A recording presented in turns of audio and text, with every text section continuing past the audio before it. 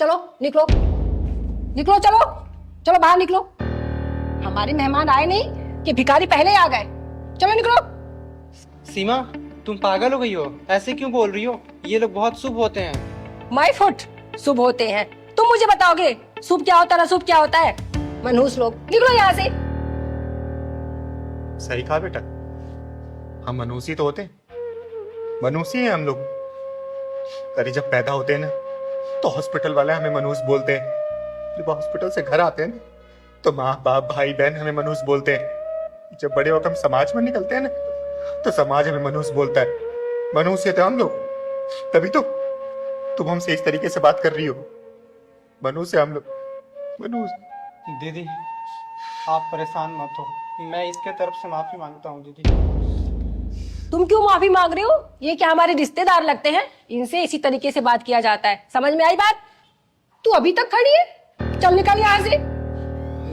चलो चलते हैं। नहीं पहलवान, किन्नरों की मर्यादा क्या होती है ना, आज ये चिंगारी इन लोगों को बता के जाएगी। क्या बोला था बेटा तूने कि हम किन्नर लोग भिखारी होते हैं, मनहूस होते हैं? बेटा हम किन्नर लोग अभी के नहीं है। हमारी कहानी तो आदि अनादि काल से चली आ रही है। भगवान भोलेनाथ का जो रूप है ना, अर्धनारेश्वर रूप, वो हम लोगों का है। महाभारत में अगर शिखंडी नहीं होता ना तो पांडव कभी भी जीत नहीं पाते। द्रोणाचार्य की मृत्यु का कारण भी एक किन्नर ही था, क्योंकि शिखंडी एक किन्नर था बेटा, समझी? सीमा, माफी मांगो दीदी से। माफी? और इससे? बिल्कुल नहीं। बेटा आपको माफी मांगने की कोई जरूरत नहीं है, मत मांगो माफी। और हम लोग मनहूस है, हम कितने ही मनहूस है ना, तो आप जैसे लोग दुआएं देते हैं कि आपके घर में हमेशा खुशियां ही रहे। कभी भी किसी घर में बच्चा होता है ना तो हम लोग बधाई गीत गाने जाते हैं।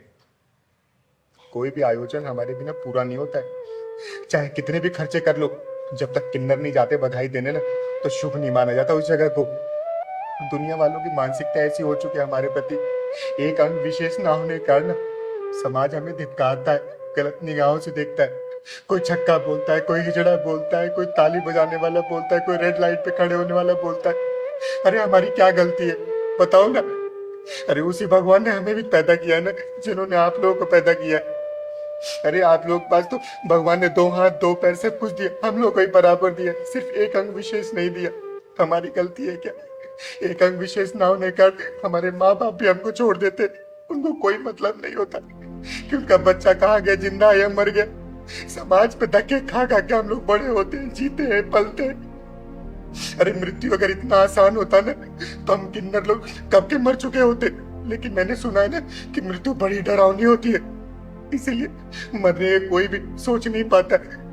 कोई अच्छा इंसान मिल जाता है ना, 2 पीठी बातें कर लेता है तो हम लोग फिर जी उठते और निकल पड़ते उसी समाज के लिए, दुआएं देने के लिए, उनके लिए अच्छा करने के लिए। अरे आप लोग हमें कुछ भी गलत बोलो, कितनी भी गालियां दो, लेकिन हम किन्नर लोग किसी को बद्दुआ नहीं देते। बताए बेटा, जब भगवान श्री राम 14 वर्ष के वनवास के लिए जा रहे थे ना तो सारे अयोध्यावासी उनको छोड़ने गए थे, जिसमें नर थे, नारी थे और हम किन्नर थे। तो भगवान श्री राम जी ने बोला कि आज जितने भी नर नारी है सब वापस अयोध्या लौट चले जाए, लेकिन उन्होंने हमारे बारे में कुछ भी नहीं बोला और वो चले गए। हम किन्नर लोग 14 साल तक वहां इंतजार किए प्रभु श्री राम जी का। जब प्रभु श्री राम जी सीता जी को लेके वापस आ रहे थे ना तब तक हम लोग वहां पे थे। प्रभु श्री राम ने जब देखा तो उन्होंने पूछा आप लोग यहाँ क्या कर रहे?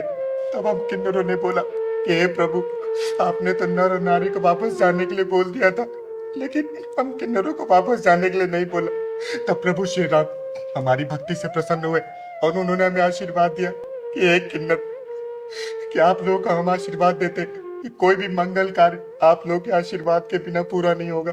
आप लोग किसी को भी आशीर्वाद देंगे ना तो बहुत फलेगा फूलेगा, इसलिए हम किन्नर इस धरती पे आए हैं ना तो हम अपने प्रभु श्री राम की बातें मानते। दुनिया हमें कुछ भी कहती है ना, हम उनको सिर्फ आशीर्वाद देते हैं, उनके लिए दुआएं देते हैं। पर अरे आप लोगों से 10, 20, 50, 100 रुपए मिल जाता है, उससे हमें क्या होता है? लेकिन उस 10-20 रुपए के साथ साथ जो हम लोग आप लोगों को लाखों की दुआएं देते हैं ना, वो आपके बहुत काम आती है, बहुत काम आती है। और मैं तो यहाँ पे चकाचौंध देखी तो इसलिए मैंने सोचा कि शादी ब्याह के शायद घर होगा तो मैं दुआ देने आ गई। लेकिन कोई बात नहीं, आप लोग खुश रहो, हमेशा खुश रहो। चल पहलवान चल। दीदी, मुझे माफ कर दो दीदी। मैं नादान आपको समझ नहीं पाई। मुझे माफ कर दो दीदी, मेरी गलतियों को माफ कर दो।